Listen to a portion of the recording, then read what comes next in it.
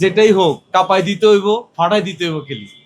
বরিশালের জন্য একই মেসেজই দিতাম যে ভালো খেলেন, ভালো পারফরমেন্স করেন, জিতি তারপর ভালো খেলি তারপরে জিতেন। সবার জন্য একটাই মেসেজ। রোকিয়া দেখবে, নোয়াখালী বসে দেখবে,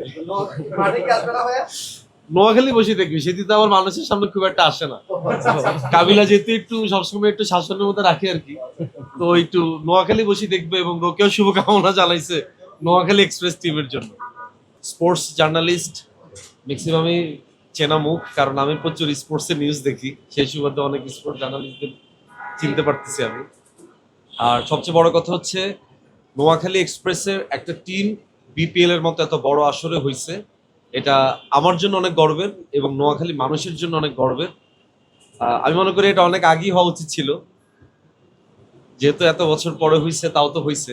তো এই আনন্দটা অন্যরকম। আশা করি নোয়াখালী এক্সপ্রেসের মাধ্যমে বিপিএল এবার অনেক, বিপিএল এ নোয়াখালী এক্সপ্রেস ভালো একটা পারফরমেন্স তারা দিবেন। এবং আমি সবসময় চাবো যে নোয়াখালী এক্সপ্রেসের সাথে যারা জড়িত আছেন, এই টিমের সাথে কর্তা ব্যক্তিরা যারা আছেন, তাদের মাধ্যমে বলতে চাই যে যেহেতু আমি নোয়াখালীর ছেলে, তো আমি চাবো যে নোয়াখালীর ক্রিকেট অবকাঠামোর জন্য তারা যাতে কাজ করেন। কারণ নোয়াখালীর ক্রিকেট অবকাঠামোর মধ্যে ছেলেপেলেরা যারা এখন ক্রিকেট খেলতেছেন, তারা প্রত্যেকেই ভালো করতেছেন। তারপরে আপনারা যারা আসছেন, আমি চাই আপনাদের মাধ্যমেও নোয়াখালী ক্রিকেটটা অনেক এগিয়ে যাক, এই আশাবাদ আমি ব্যক্ত করি। এবং আমি যেহেতু টিমের ব্র্যান্ড অ্যাম্বাসেডর হিসেবে যুক্ত হয়েছি, তো আমি চাবো আমার মাধ্যমেও টিম এবং নোয়াখালীর মানুষ একটা পজিটিভ ভাইব পাবে। রিসেন্ট টাইমের মধ্যে তো নাই, কিন্তু তারপর আমি সবসময় ক্রিকেটের সাথে যুক্ত ছিলাম। স্কুল লাইফ থেকে আমি নির্বাণ ক্রিকেট খেলতাম এবং আমি একটা ক্রিকেটের সাথে সবসময় অতপ্রতভাবে কোনো না কোনোভাবে যুক্ত থাকতাম। এবং আপনারা জানেন আমার একটা ফাউন্ডেশন আছে, ডাকবাক্স, ওইটার মাধ্যমে আমি প্রত্যেক বছর আমার নাখালপাড়াতে আমি ক্রিকেট টুর্নামেন্টের আয়োজন করে থাকি। গত বছরও করছি, ইনশাল্লাহ এই বছর আমরা করতেছি শীতকালে।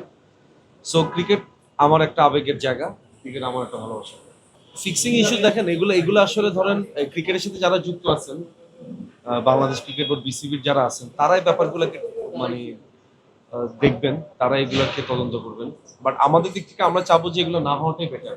শুধুমাত্র ক্রিকেট অঙ্গনে না, যে কোনো অঙ্গনেই আসলে ফিক্সিং বলেন, দুর্নীতি বলেন, এগুলা কোনো অঙ্গনেই আসলে কাম্য নয়। আমাদের জায়গা থেকেও আমরা চাবো এটা যাতে না হয়। প্রত্যেক খেলা থাকাটা একটু ডিফিকাল্ট, যেহেতু আপনারা জানেন যে আমাদের মাসের প্রায় 20 দিনের মতো ব্যাচেলার পয়েন্ট শুট করতে হয়, যেহেতু এটা আমাদের ওটিটিতে যাচ্ছে। সো আমরা শুটটাও আসলে ওটিটি ফরম্যাটেই করি, ওরকম গ্র্যান্ড আয়োজন নিয়েই করে থাকি। সো প্রত্যেক খেলা থাকাটা একটু ডিফিকাল্ট। তারপর আমি চেষ্টা করব যে গুরুত্বপূর্ণ খেলাগুলোতে থাকার জন্য। নোয়াখালী ফ্যানদেরকে একটা কথাই বলবো যে বিপিএল এ নোয়াখালী এক্সপ্রেস যুক্ত হয়েছে এবং যারা ক্রিকেট উন্মাদনার সাথে সবসময় নিজেদেরকে শরিক করেন, তারা ব্যাপারটাকে পজিটিভলি নেবেন, নোয়াখালী টিমকে ইন্সপায়ার্ড করবেন। এবং নোয়াখালী টিম থেকে এবার যখন আমাদের একটা ভালো আরো কয়েকজন খেলোয়াড় যখন বের হবে, তারা আলটিমেটলি কিন্তু আমাদের জাতীয় দলেই খেলবে।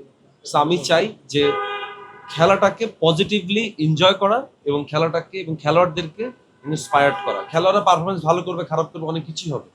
সো আমি চাই সেক্ষেত্রে আপনারা গঠনমূলক সমালোচনা করেন, যাতে করে ওরাও যাতে বুঝতে পারে তাদের পারফরমেন্সে কোন জায়গায় ঘাটতি আছে, পরবর্তীতে সেটা তারা ওইটা নিয়ে তারা কাজ করে।